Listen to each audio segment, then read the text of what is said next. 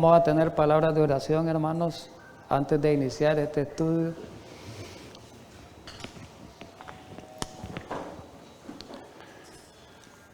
Querido Padre Celestial, gracias por darnos la oportunidad de estudiar tu santa palabra.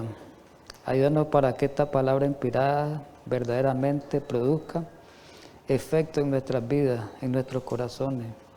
Ayúdanos para que tu palabra nos transforme de gloria en gloria a la imagen y semejanza tuya.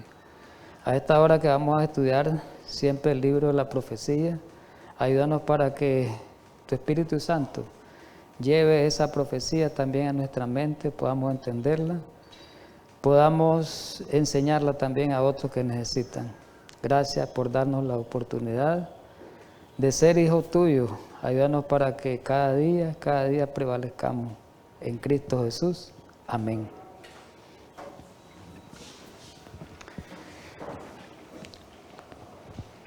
Sean bienvenidos todos siempre, mis queridos hermanos. Vamos a continuar, ¿verdad?, la serie que hemos estado estudiando del libro de Daniel. Es una serie que tiene que ver con la profecía, ¿verdad? Sabemos que el libro de Daniel y el libro de Apocalipsis son los libros por excelencia proféticos, que tienen las profecías apocalípticas principalmente, que se desarrollan y se desenvuelven en este tiempo final. Hemos venido estudiando esta serie por largo tiempo. Hoy vamos a estudiar el tema número 15 y siempre el nombre lleva el mensaje final, porque estamos estudiando, recordemos, para recordar la última profecía del libro de Daniel, que abarca tres capítulos, que son los capítulos 10, 11 y 12, ¿verdad? Eso lo hemos explicado en los estudios anteriores. Y a esa parte le hemos llamado el mensaje final. ¿Ves? A esa última profecía, el mensaje final, porque tiene que ver, como decíamos anteriormente, con los eventos finales, principalmente la parte final del capítulo 11 del libro de Daniel y el capítulo 12. Es muy importante esta parte estudiarla. Hoy vamos a ver la cuarta parte de este mensaje final y vamos a darle continuidad al capítulo 11 de Daniel, que es bien largo, extenso. Y vamos a ver hoy la tercera parte, la parte 3, es correcto. Estaba chequeando aquí si es la parte 3, ¿verdad? Esa es la que vamos a ver hoy porque la parte anterior fue la segunda. Muy bien. En el tema anterior, para hacer un repaso rápido, porque es importante y nos ubiquemos en el tema de este día, de esta parte. Mirábamos la transición de Roma imperial, o sea, Roma pagana, a Roma papal, Roma espiritual. Ahí estudiábamos los versículos 30, 31, 32 y 33. En esos primeros versículos, que es el que estamos ahorita viendo aquí, abarca esa transición, es decir, cuando la Roma pagana le da el poder a la Roma papal. Eso lo estudiamos en el tema anterior, solo repasando. Y ahí se da el cumplimiento de Apocalipsis 13:2. Recordemos que el capítulo 13 de Apocalipsis habla de las dos bestias. Una de ellas es la bestia marina y la otra es la bestia terrestre. Que la bestia marina representa, recordando, al papado, y la bestia terrestre representa a los Estados Unidos. Entonces, aquí en este pasaje, el versículo 2 del capítulo 13 de Apocalipsis, hablando del mismo poder, dice que el dragón que representa en este capítulo, en este versículo más bien, representa ya sabemos que el dragón representa a Satanás, pero Satanás obra en la tierra aquí a través de sus instrumentos, y uno de los instrumentos grandes con que ha obrado Satanás ha sido por el papado, pero en este pasaje el no solo por el papado, sino por imperio, pero en este pasaje el dragón representa al imperio romano pagano, que le dio su trono, autoridad, su poder, su gran autoridad a la bestia, que es el papado, ¿verdad? Y aquí lo tenemos, que la historia confirma eso que acabamos de decir, tanto en Daniel 11, que en los pasajes que vimos, como en Apocalipsis 13. La historia lo comprueba, los historiadores lo comprueban. Miremos este escrito, ya lo hemos leído en algunas ocasiones, en otros estudios proféticos. Dice que de las ruinas de Roma, dice este escrito histórico, pueden contactarlo, de las ruinas de la Roma política. ¿Cuál es la Roma política? La Roma imperial era, la Roma de los Césares. Se levantó el gran imperio moral o espiritual en la forma gigantesca de la iglesia romana, es decir, se levantó el papado. Y aquí también un historiador famoso, Labianca, un profesor de historia de la Universidad de Roma, dice él en su escrito que el pontífice de Roma llegó a reemplazar al César, que era el emperador ¿de qué? Del imperio romano. Cuando Constantino, lo estudiábamos en el tema anterior, le dio su trono en Roma. Y el mismo profesor, historiador, habla que a la sucesión de los Césares vino la sucesión de los pontífices. ¿Quiénes son? Los papas, pues, los pontífices en Roma. Cuando Constantino abandonó Roma, le dio su asiento al pontífice. Muy bien, estudiábamos también, repasando, ¿verdad?, que las causas de la caída del imperio romano, hablamos del imperio romano, estamos hablando, ¿verdad?, de la Roma pagana. Y mirábamos las causas, una de las causas era la división del imperio romano cuando se dividió en imperio romano de Occidente y imperio romano de Oriente. Recordemos cuando trasladó la capital Constantino a Constantinopla, de Roma la trasladó, eso provocó división. Después que murió Constantino, repasando, hubo un pleito entre los hijos, es decir, la división se profundizó más. Luego después fue en aumento con la invasión de las tribus bárbaras, que ya le hemos estudiado, sobre todo las arrianas, sobre todo los tres poderes arrianos, que eran los érulos, los vándalos y los ostrogodos. Después viene la gran apostasía, que obligó a Dios a retirar su bendición y protección que hablábamos en el tema anterior. El versículo 33, repasando, vale la pena mencionarlo, y dice: y los sabios del pueblo instruirán a muchos, y por algunos días caerán a espada y a fuego, en cautividad y despojo. Ya estudiamos este pasaje, pero está más claro en la nueva versión internacional, donde dice que los sabios instruirán a muchos, aunque durante algún tiempo morirán a filo de espada. Dice cómo iban a morir: quemados, o se les tomará cautivo y se les despojará de todo. Estudiábamos esos pasajes. Ya sabemos quiénes fueron los sabios que cayeron, ¿verdad? Fueron los que se opusieron a Roma papal, a los papas, a la Iglesia Católica, los que se levantaron contra ellos, los reformadores, los prereformadores, ¿verdad? Y armaron grandes persecuciones que las estudiamos. Hoy vamos a hablar un poquito también de eso. Aquí aparecen, ¿verdad?, que fueron perseguidos los valdenses, aparecen los siglos, ¿verdad?, los albigenses, la Inquisición, a través de la Inquisición de España, en América también, la guerra de los protestantes en Alemania, esto ya lo mencionamos, la guerra de los protestantes en Holanda, y aquella famosa matanza que hicieron los católicos de miles de hugonotes en el año 1572, la cual se le llamó la famosa matanza de San Bartolomé, del día de San Bartolomé. Eso está registrado en la historia como un día sangriento y como un tiempo sangriento. Aparece en el periodo que estudiamos los 1260 años de persecución, que son del 538 a 1798, y estudiábamos, repasando, que durante ese tiempo la Iglesia romana, Iglesia Católica Romana, mató a más de 150 millones, ¿verdad?, de personas. Y la Iglesia durante ese tiempo fue perseguida. Vamos entonces a caer al tema de hoy, ya hicimos el repaso, vamos avanzando y nos vamos a auxiliar del versículo 33, porque ya caemos en el 34. El estudio comienza de hoy nuestro del 34, pero vamos a auxiliarnos desde el 33. ¿Por qué el 33? Porque lleva secuencia. Versículo 33 dice: y los sabios del pueblo instruirán a muchos, y por algunos días caerán a espada y a fuego, en cautividad y despojo. Sigue el 34. Y en su caída serán ayudados de pequeño socorro, y muchos se juntarán a ellos con lisonja. Entonces nosotros podemos ver algo.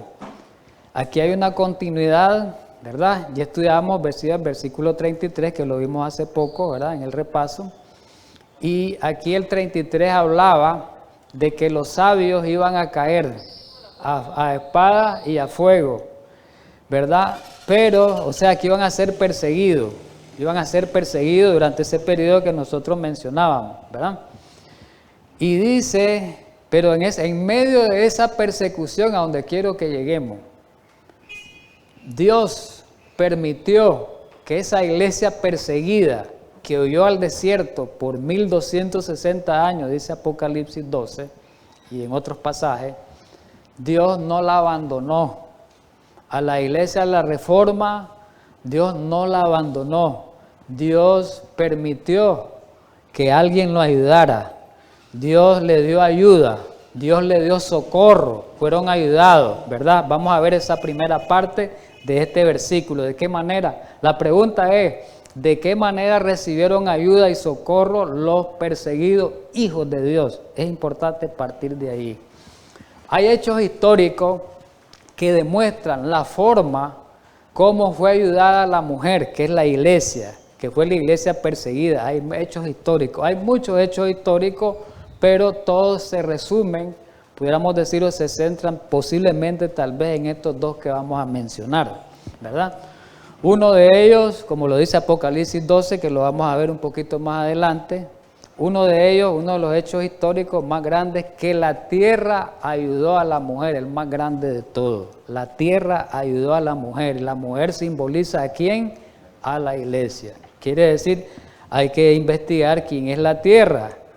¿A quién se refería cuando se decía tierra, verdad? Y el otro hecho fue que hubieron, aún en medio ahí en Europa, que fue que ocurrió la persecución en el viejo mundo en Europa, pero aún en medio de ahí la reforma, la misma reforma, tuvo mucho éxito, porque algunos reyes y muchos príncipes, principalmente de Alemania, que fue donde estalló más fuertemente con Martín Lutero, estos respaldaron la reforma protestante y a Lutero personalmente, y se opusieron a Carlos V, que era el rey de ese imperio greco, de ese imperio germano. Porque lo que quería Carlos V era exterminar a los protestantes por completo, porque él era católico. Pero muchos reyes por encima de ahí de V, aunque fueron perseguidos también, ¿verdad? Y algunos fueron privados de muchas cosas, se cumplieron con Dios, porque como ellos recibieron el mensaje de Lutero de la Reforma, ellos aceptaron el mensaje de la Reforma, entonces ellos dicen, vamos a ayudar, vamos a seguir este camino, cuéstenos que nos cueste. Y hubieron muchos, tal vez la historia, recuerdan ustedes algún hecho histórico cuando Martín Lutero estuvo huyendo en uno de los castillos de uno de los príncipe, casi un año creo que estuvo ahí, ¿verdad? Y ahí, que era perseguido, tuvo tiempo para traducir el Nuevo Testamento, ¿verdad? De su idioma original al alemán, ¿verdad? Y ahí Martín Lutero tuvo la oportunidad en medio de la persecución.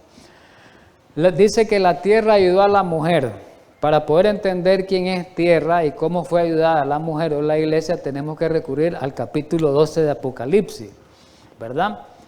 Y Apocalipsis 12:6, vamos a leer los versículos 15 y 16, y dice la palabra inspirada, y la mujer huyó al desierto, la iglesia, donde tiene lugar preparado Dios, ¿ves? Dios le ayudó, Tiene lugar preparado Dios para que ahí la sustenten por 1260 días. Dios no permitió que la iglesia fuese extinguida, exterminada. Aún en medio de las persecuciones, los padecimientos, las torturas, las muertes, Dios ayudó a la iglesia.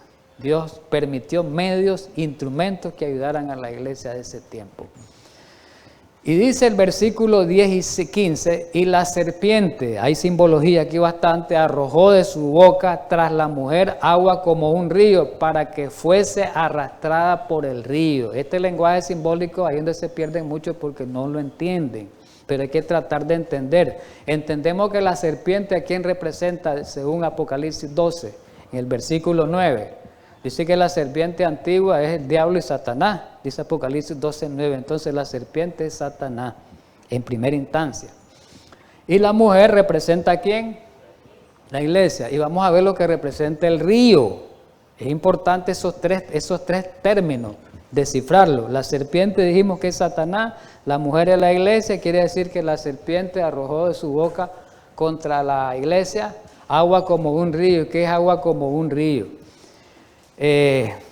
Vamos a ir a descifrar eso, pero quiero leer el verso 16 para entrar en detalle. Pero la tierra, vamos a descubrir quién es la tierra, ayudó a la mujer, pues la tierra abrió su boca y tragó el río que el dragón había echado de su boca. Muy bien. La pregunta es, ¿a quién representa la mujer en estos pasajes bíblicos? Hemos dicho que la iglesia, pero demostrémoslo. Le hemos dicho que la iglesia porque ya hemos estudiado temas, ¿verdad? Pero para ayudar a que otros hermanos entiendan esto, hay que demostrar que la mujer a quién representa.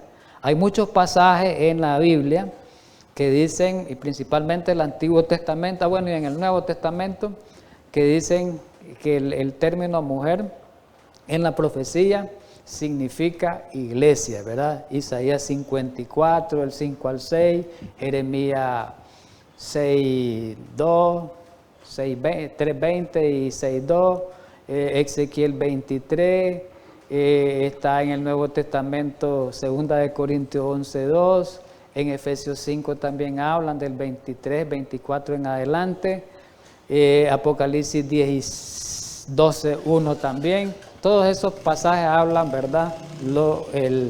Identifican a la iglesia como la mujer, o a la mujer identifican como la iglesia más bien. Pero, ¿a quién representa esa mujer en esos versículos específicamente? Entonces, ¿a qué iglesia representa la mujer en estos pasajes de Apocalipsis 12:15? Porque dice la iglesia puede ser cualquiera de cualquier tiempo, pero hay que ubicarla en su tiempo. Estamos aquí tratando de estudiar esta parte de la Edad Media. Estamos en el tiempo de la Edad Media, según el estudio de Apocalipsis 12, ¿verdad? ¿Y sabe a quién representa la Edad Media o antes de la Edad Media? Primero representó a los valdenses, a los albigenses y a los hugonotes también. Ahí aparecen los siglos, siglo XII, siglo XIII, siglo XVI. Y también representó a las otras iglesias que se formaron, los reformadores, que quedaron, ¿verdad? Los seguidores de los reformadores fundaron esas iglesias y aparecen los presbiterianos, los calvinistas, los luteranos, los anglicanos, los bautistas, los metodistas. Esa es la iglesia a que se refiere Apocalipsis 12 del 15 al 16. Esa es. El versículo 15, vamos a descifrar, ya desciframos a qué iglesia se refería. Ahora vamos a ver cómo es eso que la serpiente arrojó de su boca tras la mujer agua como un río para que fuese arrastrada por el río. Ya identificamos la serpiente. La serpiente es el diablo y Satanás, pero recordemos que el diablo no vino aquí a perseguir a la iglesia, él personal, no vino a matar, a perseguir a los reformadores, no fue él personalmente, sino que él usó instrumento, agente, y ese instrumento fue la Iglesia Católica. Entonces aquí la serpiente simboliza a la Iglesia Católica, simboliza el sistema papal, que es el diablo, que detrás está el diablo. Pero dice que este sistema arrojó de su boca tras la mujer agua como un río. ¿Qué significa el río? Bueno, en la Biblia hay varios pasajes En el Antiguo Testamento solo vamos a mencionar uno, Isaías y en Jeremías, ¿verdad? Pasajes que refieren, que simboliza el agua como río. En Isaías capítulo 8, el versículo 7 y 8 nos va a ayudar. Y habla de una profecía, dice: he aquí por tanto que el Señor hace subir sobre ellos agua de ríos, impetuoso y mucha. Esto es el rey de Asiria, con todo su poder, el cual subirá sobre todos los ríos y pasará sobre todas sus riberas. Versículo 8, y pasando hasta Judá, inundará y pasará adelante, llegará hasta la garganta. Y sigue el pasaje, que esa parte ya no nos interesa. Aquí se identifica, el mismo comentario bíblico nos ayuda. Aquí se representa a Asiria, al imperio asirio, que fue el imperio antes de Babilonia, como un símbolo de ¿quién? Del río Éufrates. Entonces, las futuras invasiones asirias se describen como un río. Entonces, ¿qué significa río? ¿Qué significa río? Apocalipsis 12:15, ¿qué significa entonces que la serpiente, la Iglesia Católica, arrojó agua como un río? Comentario bíblico en el tomo 7 dice que este pasaje se usa la figura del agua del río como un símbolo de destrucción. ¿Qué quiere decir? Que Satanás, por medio del catolicismo, procuró destruir a la iglesia cristiana, primeramente, agua del río, con inundación de falsas doctrinas y después con la persecución. Eso significa agua de río, ¿verdad? Destrucción, ¿verdad? Por persecución y por falsas doctrinas. Vamos al otro término, que simboliza tierra. Pero la tierra, versículo, ¿verdad? La tierra ayudó a la mujer, dice, ¿verdad?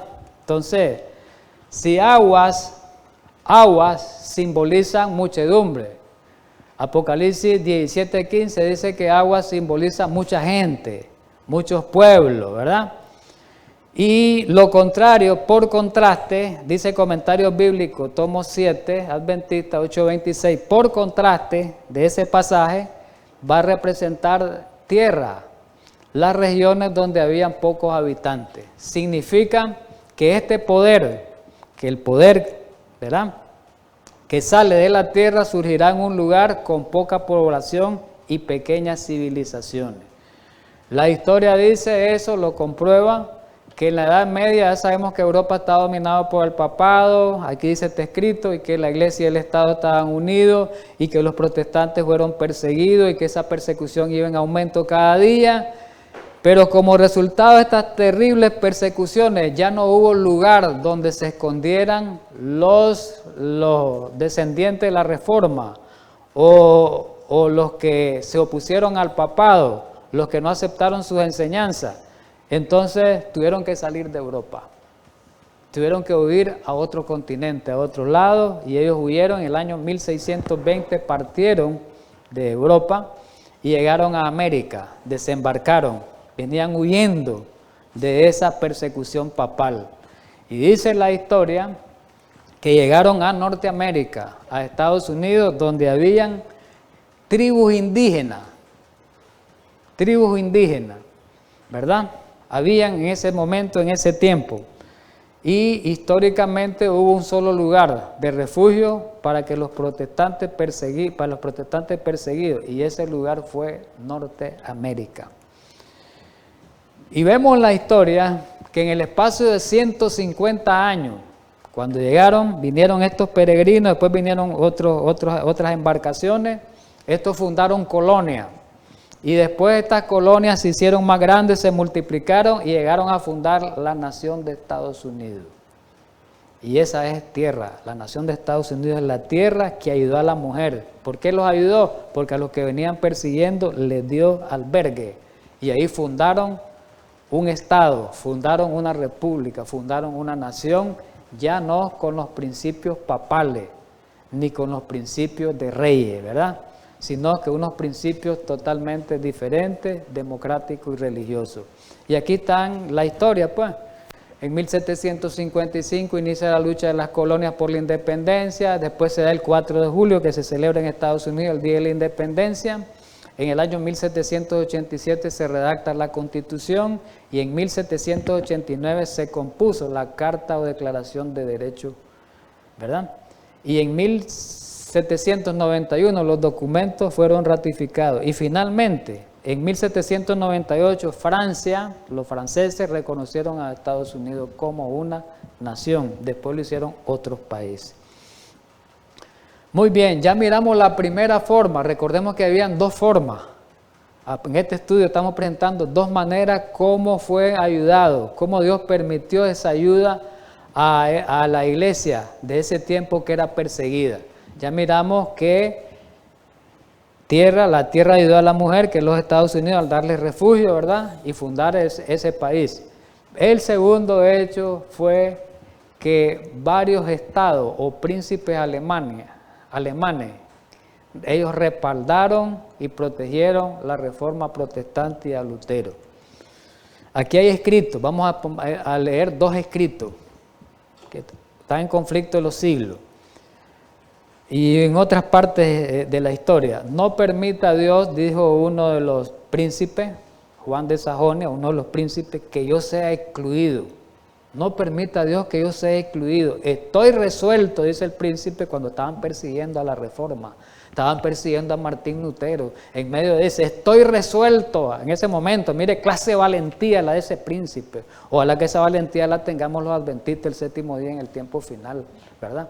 Dice el príncipe, estoy resuelto a cumplir con mi deber, sin preocuparme de mi corona, dice. Mire, clase de reacción la de ese príncipe. Deseo confesar al Señor, dice. Yo quiero ser fiel al Señor, aunque me maten, quiso decir, aunque me quiten todo. Mi birrete y mi toga de elector no me son tan preciosas como, ¿qué dice? Qué preciosas esas palabras, como la cruz, como Cristo Jesús. Ojalá que esto nos sirva a los cristianos, esta historia, este hecho bíblico y este hecho histórico nos sirva a los cristianos para que principalmente este tiempo a los adventistas nos aliente, porque lo que nos viene es una cosa muy similar a lo que pasó en el pasado y todavía más fuerte todavía, porque es un tiempo de angustia cual nunca ha habido en la historia. Ojalá que esto nos sirva de ejemplo, como un estimulante. Y dice, varios príncipes alemanes fueron convertidos a la fe reformada, que eran católicos. Recordemos que toda Europa era católica. Dice que fueron convertidos a la fe reformada, ¿verdad? Y el mismo emperador declaró que los artículos protestantes contenían la verdad. La confesión fue traducida a muchos idiomas en Europa, al inglés, al francés, muchos idiomas, y circuló por toda Europa. Y en las generaciones subsiguientes, millones la aceptaron como expresión de fe, clase de valentía de estos hombres. Y estos hombres eran de poder, eran hombres ricos, así como Nicodemo, otro ejemplo bíblico. Ya sabemos Nicodemo, un hombre de tanto poder, tanto rico y quedó pobre, ¿verdad? Por el Evangelio. Ojalá nos sirva esto, pues. Vamos a la otra parte del versículo, estamos en el 34 estudiando, ya estudiamos esta primera parte, donde dice, en su caída serán ayudados de pequeño socorro. Vamos a ir, donde dice la otra parte, dice, y muchos se juntarán a ellos con lisonja. ¿A quiénes ellos? A la iglesia de la Reforma. Dice que se iban a juntar con lisonja. Ya estudiábamos el término lisonja. Quiere decir honores, popularidad, conveniencia. ¿Qué quiere decir muchos de ellos? Claro, la iglesia católica fue estratégica. Ella aparentó hacerse amigo de los protestantes en muchos lugares para tratar de acabarlo y emplear la traición, y eso ocurrió. Eso ocurrió en Francia con los hugonotes, cuando el día de San Bartolomé mataron a más de 10.000. Ellos habían hecho un pacto antes, de que ya eran como hermanos, se miraban los católicos franceses con los protestantes de ahí, ese lugar, se miraban como hermanos, habían hecho un pacto, que ya no iba a haber persecución, que ya no iba a haber derramamiento de sangre, pero una noche, mire, ocurrió eso y después siguió, se extendió a muchos lugares del mismo país, donde hubieron más de 70.000 muertos. Qué terrible. Y eso no fue solo en ese lugar. La historia dice que casos parecidos ocurrieron en otros lugares, dice como por ejemplo dice en Irlanda y en otros lugares. Y recordemos que Roma aparenta ser amigable, eso es lo que está haciendo Roma ahora. Roma es el mismo método que está empleando hoy con el ecumenismo, quiere reunirlos a todos, a los evangélicos, a todos los de las otras iglesias, quieren reunirlos a todos y después todos lanzarlos contra el que se le oponga a ellos. Y decía en el mismo libro que sin aviso iba a destruir a muchos. En Daniel 8, recordemos una parte de un pasaje. Entonces, Roma no cambia. Roma sigue siendo el mismo. Roma no va a cambiar y recordemos que va a venir una persecución similar o mayor que la que pasó en ese tiempo. Vamos al versículo 35. También algunos de los sabios caerán para ser depurados y limpiados. De los sabios ya sabemos que se refieren a los hijos de Dios, a la iglesia perseguida, los sabios. ¿Cómo iban a ser? Dice, depurados y van a ser limpiados. La pregunta es, ¿de qué manera las persecuciones? Esto es importante para nosotros los adventistas, lo que vamos a mencionar del séptimo día, porque vamos a pasar por una experiencia muy similar a esta que pasaron estos hombres de la antigüedad. ¿De qué manera las persecuciones y tribulaciones sirvieron y siguen sirviendo para que los santos del Altísimo sean depurados, limpiados y emblanquecidos? ¿De qué manera la persecución, de qué manera la tortura, de qué manera la cárcel a mí me va a limpiar, a mí me va a purificar? ¿De qué manera? Vamos a verlo como lo he escrito. Comentario bíblico adventista, tomo 4, página 900, dice lo siguiente. A veces, oiga bien lo que dice el comentario bíblico, a veces Dios permite que sus hijos sufran hasta la muerte. Eso lo hemos visto. En la iglesia primitiva, en el siglo I, la mayoría de los apóstoles fueron exterminados, sufrieron hasta la muerte. Y en la iglesia medieval también.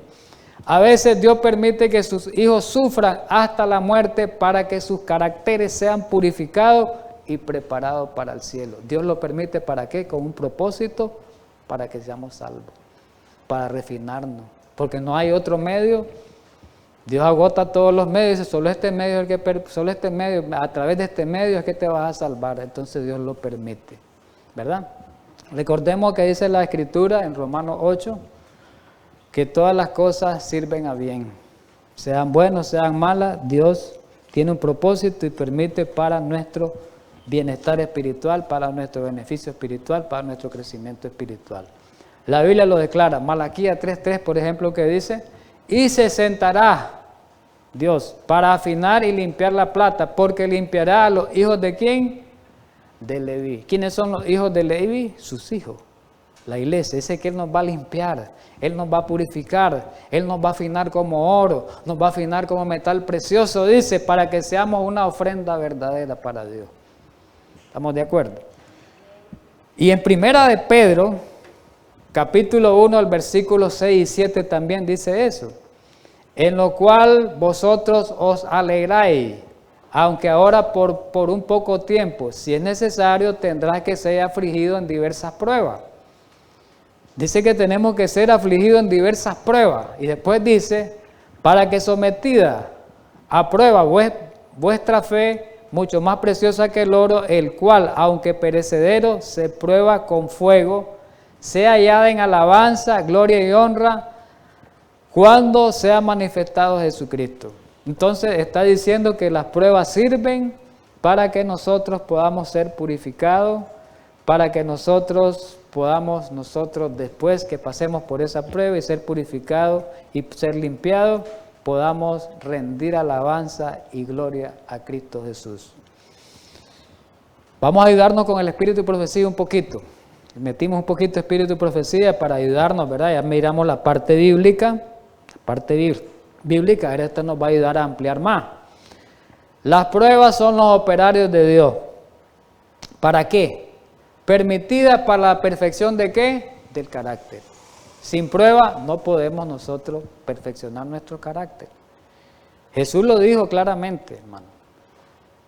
Pablo lo dijo también en su escrito.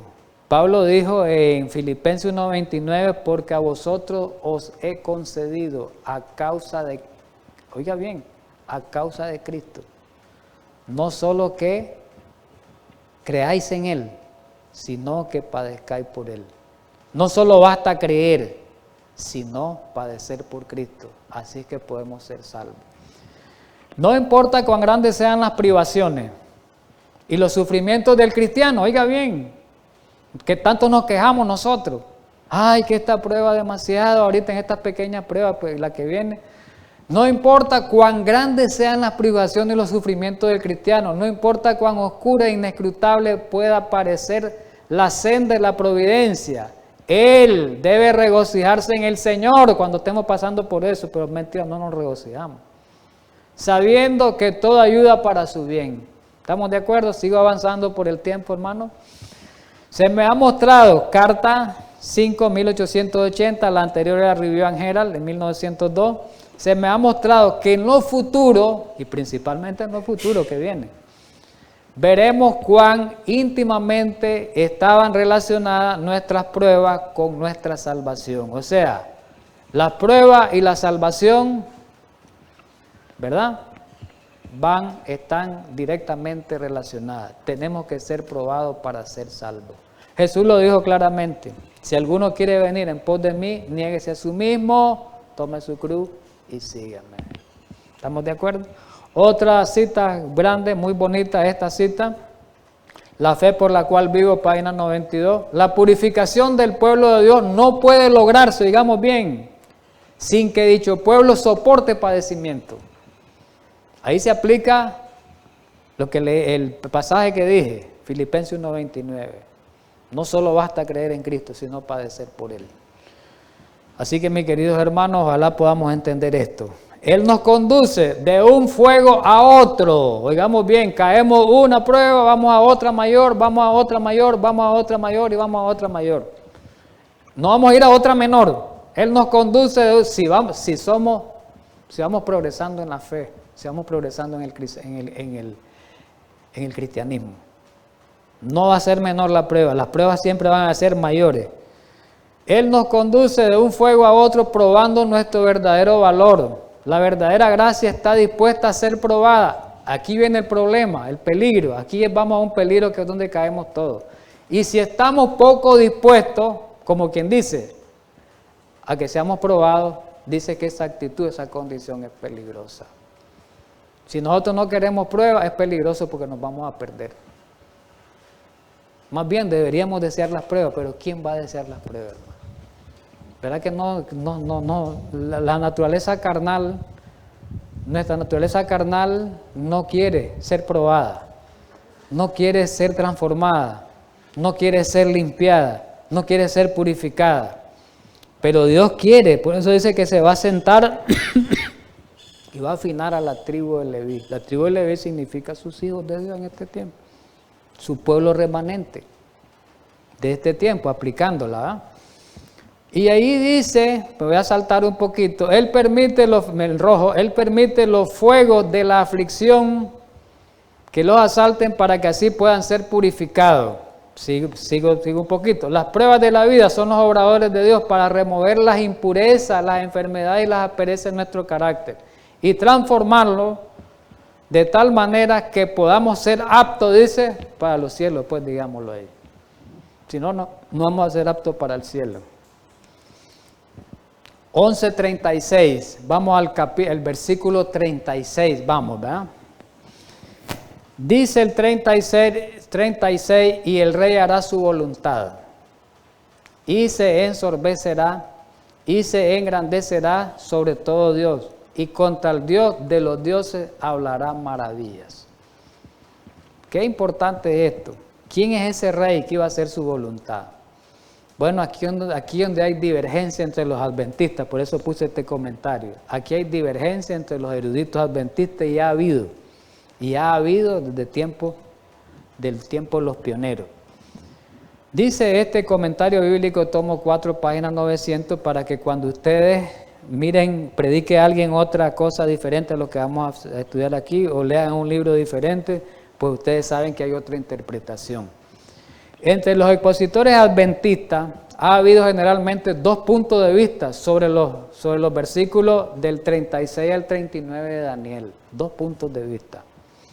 Uno de ellos identifican a este rey que hará su voluntad, como Francia revolucionaria de 1789.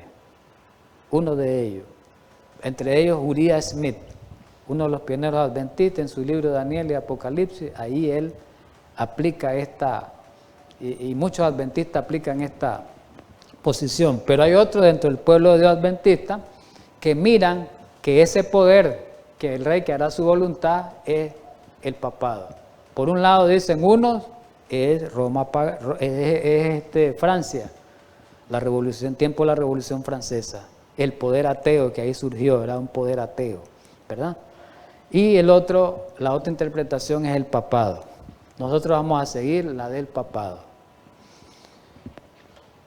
Y el rey se hará su voluntad, el papado, pues digamos, y se ensorbecerá, característica del papado, y se engrandecerá sobre todo Dios. También el papado se le aplican eso. Vamos a ver cómo esas características se ajustan a este sistema. Vamos a verlo ahorita.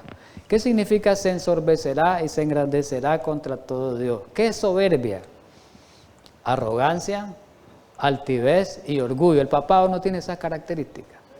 Arrogancia, exaltación, orgullo sobre Dios, tiene una exaltación sobre Dios, lo vamos a ver con detalle, tiene un orgullo sobre Dios y tiene una soberbia sobre Dios, ¿verdad? Ese es el carácter de Roma y él lo ha demostrado a lo largo de la historia.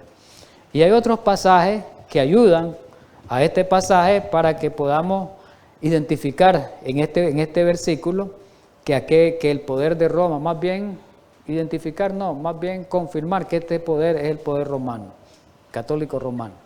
Entonces miremos, Daniel 8 del 10 al 11, que ya estudiábamos esos pasajes, y se engrandeció el papado, el cuerno pequeño en ese capítulo se llama, hasta el ejército del cielo, y parte del ejército y de las estrellas echó por tierra y las pisoteó. Eso lo estudiábamos en el seminario, en este estudio, en esta serie.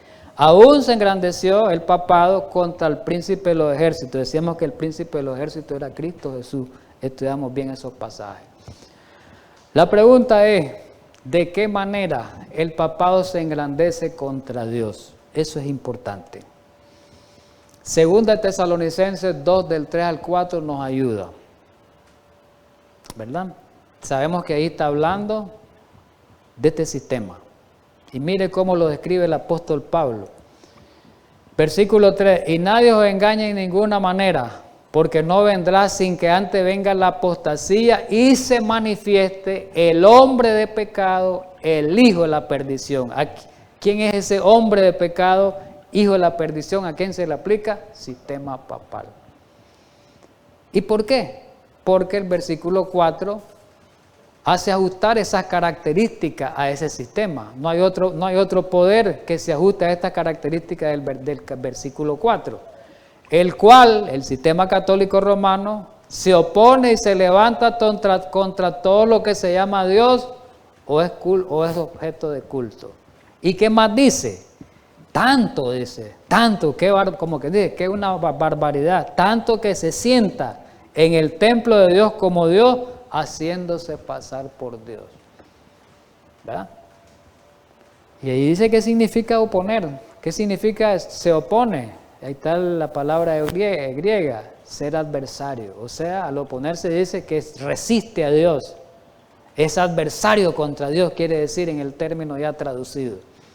Quiere decir se levanta contra Dios. Quiere decir se alza sobre Dios. Y dice objeto de culto. Dice que el papado, cuando dice objeto de culto, objeto de adoración, ¿verdad? Muy bien. ¿Y cómo es eso que el papado se levanta contra Dios? Se hace pasar por Dios.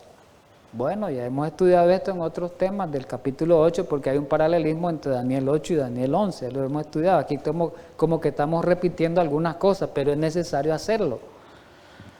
¿Y cómo es? Ya sabemos que el único que tiene potestad para perdonar pecado es Dios.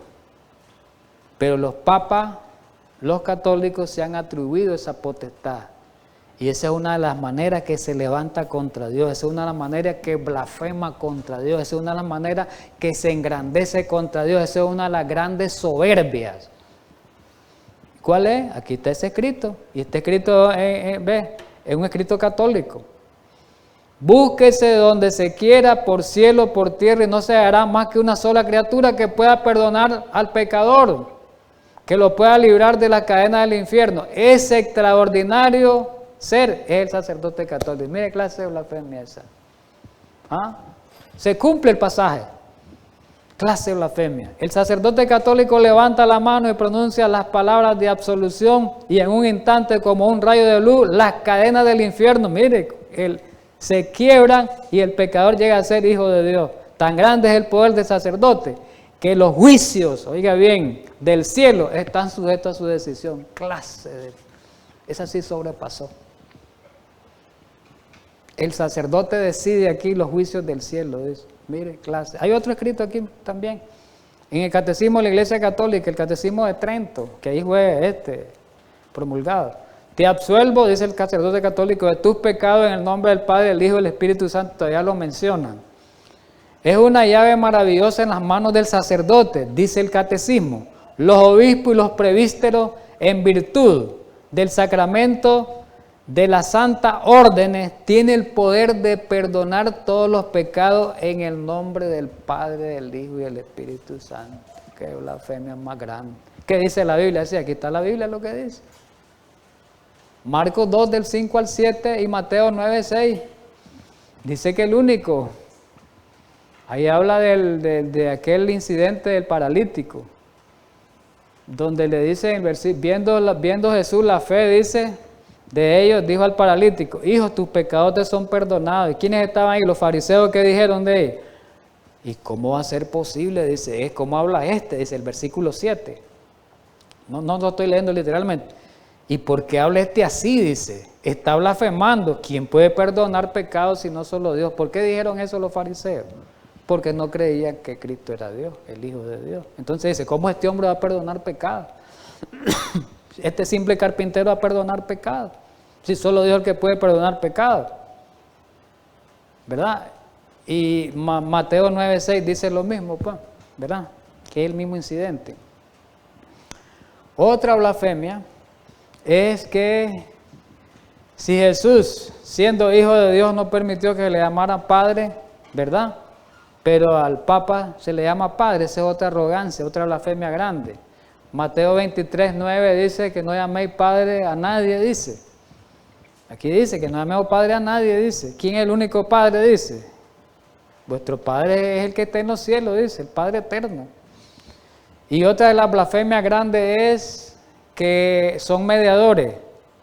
El Papa ocupa el lugar de mediador, ponen de mediadora a María, de mediadores a los santos ahora. Entonces esa es una usurpación de las atribuciones de Cristo, porque Cristo es el único mediador, ¿verdad? Aquí lo dice, el único sacerdote que puede perdonar pecados, el único que puede mediar, el único que puede interceder, dice Hebreos 4:14, es Cristo Jesús.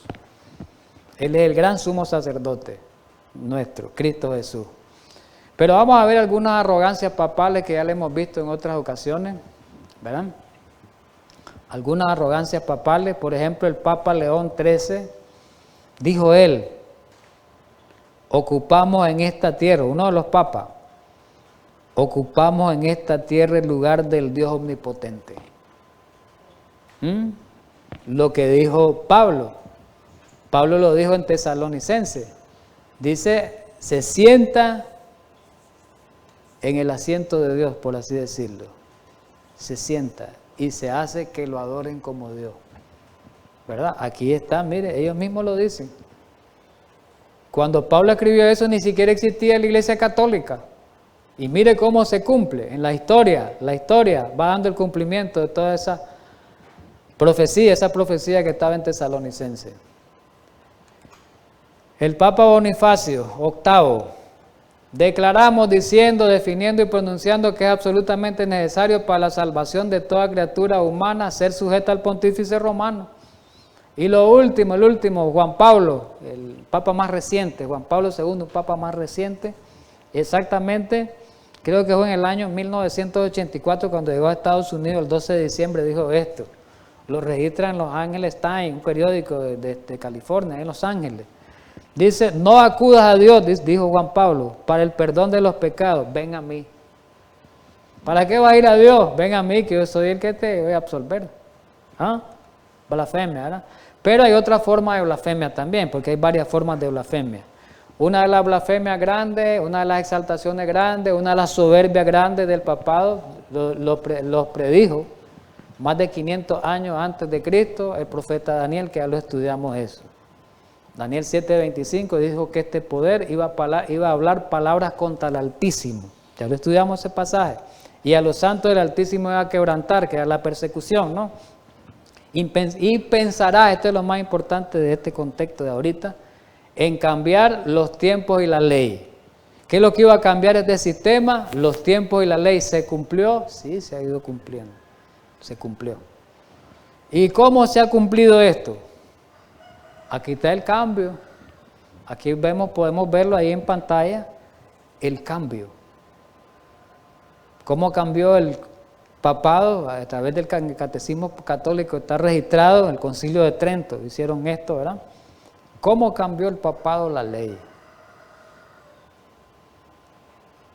Y ahí lo vemos, cómo eliminaron el segundo mandamiento y cómo movieron el cuarto y no le pusieron de un día específico.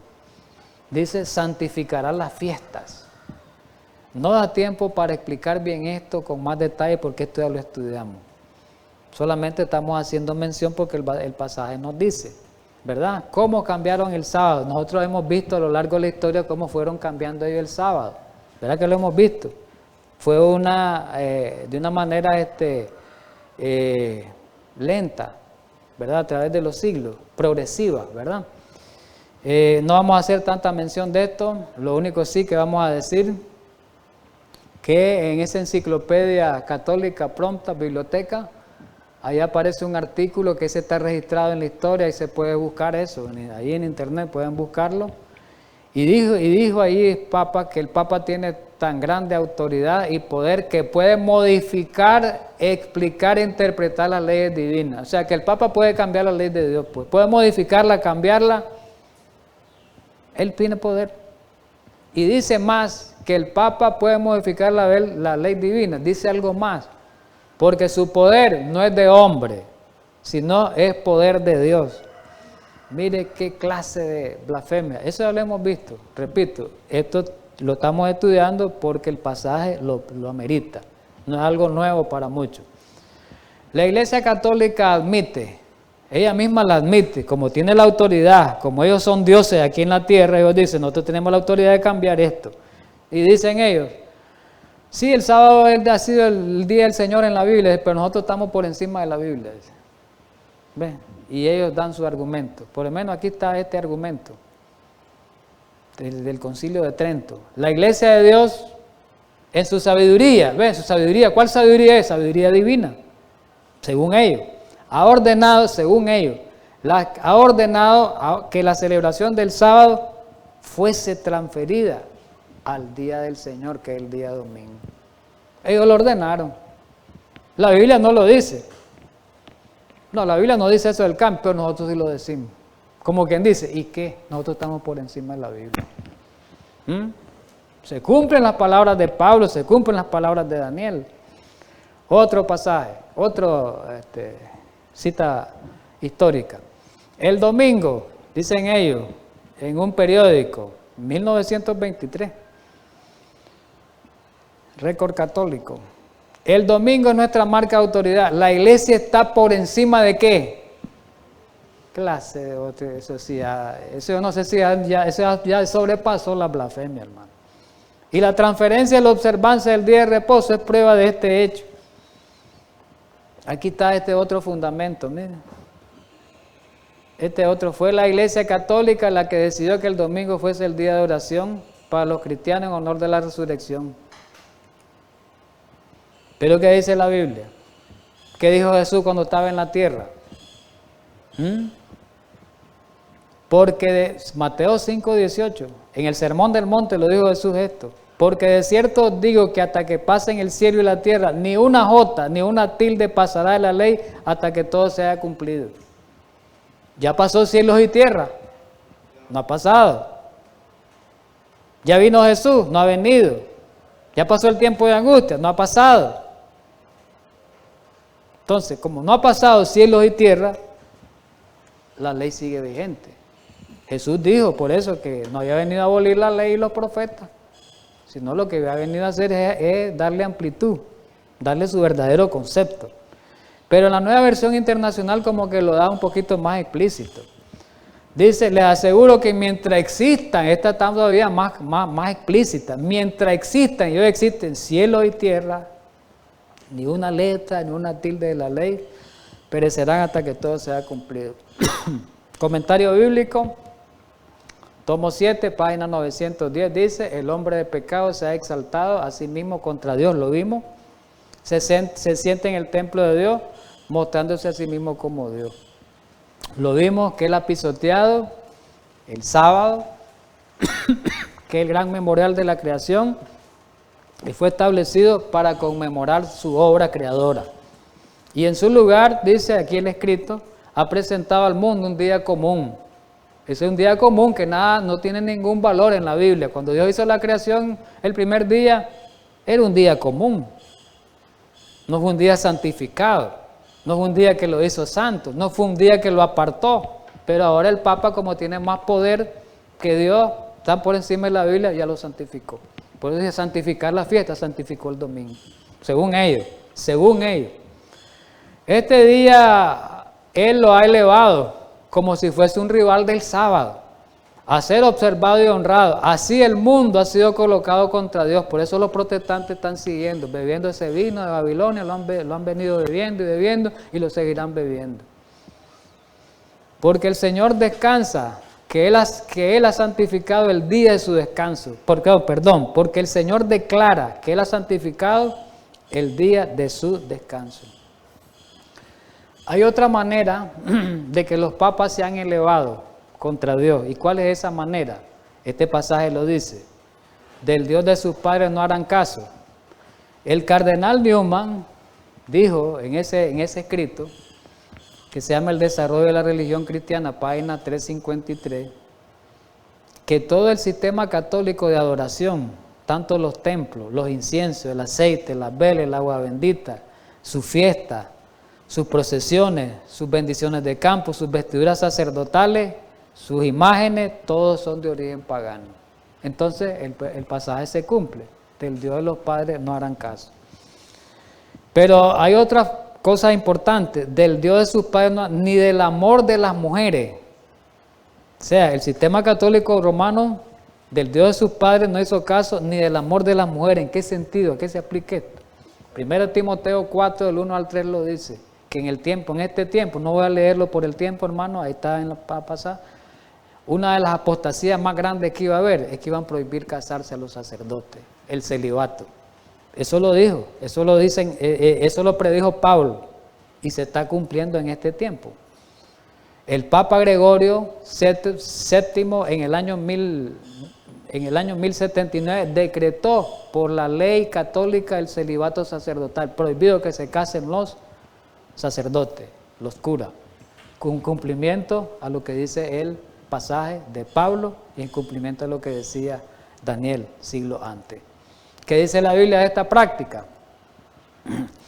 En 1 Timoteo 3:5, hablando del obispo, del anciano, del obispado, de los pastores, por así decirlo, pues, dice que sean maridos de una sola mujer. No dice que no sean casados, ahí aparece en el versículo 2. Y en el apóstol Pedro, que dice la iglesia católica, ¿verdad?, que vienen de la descendencia de Pedro, los papas, pero si Pedro fue el primer papa, como dicen ellos, que es una gran mentira, ¿por qué no siguieron el ejemplo de Pedro, que Pedro era casado? Aquí lo dice el escrito.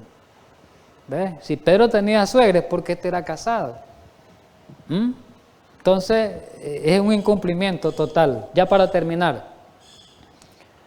Y sin embargo, le llaman Señor, Señor. Por eso no todo el que me dice Señor, Señor entrará al reino de los cielos, solo el que hace la voluntad de mi Padre. Por eso dice este pasaje, Lucas 6:46. ¿Por qué me llamas Señor, Señor y no hacéis la voluntad? Que te digo, le llamamos Señor, Señor y no hacemos la voluntad. Y el apóstol Pedro dijo en Hechos 5:29 que es preciso, es menester, ¿verdad? Es necesario obedecer a Dios antes que a los hombres. Y Josué 24:15 dijo que era preciso servir a Dios, dice, antes que a los hombres. Y finalmente Jesús dijo que si nosotros lo amamos a Él, tenemos que verdaderamente, ¿verdad?, guardar sus mandamientos. Porque ahí está concentrado el amor verdadero de Dios. Así que, mi querido hermano, el tiempo se nos ha acabado y damos gracias a Dios por haber estudiado esta parte, que es muy importante. Vamos a continuar con la otra parte de las profecías. Entramos ya a la última parte del libro de Daniel 11, del capítulo 11, como es los versículos del 40 al 45, que tienen que ver con el tiempo final, del 40 al 45. Vamos a orar. Gracias, Padre Santo, por habernos ayudado a estudiar tu palabra, ayúdanos a comprenderla, ayúdanos a entender todas estas cosas que hemos estudiado y que sean para la honra y gloria tuya haberlas atendido. En Cristo Jesús. Amén.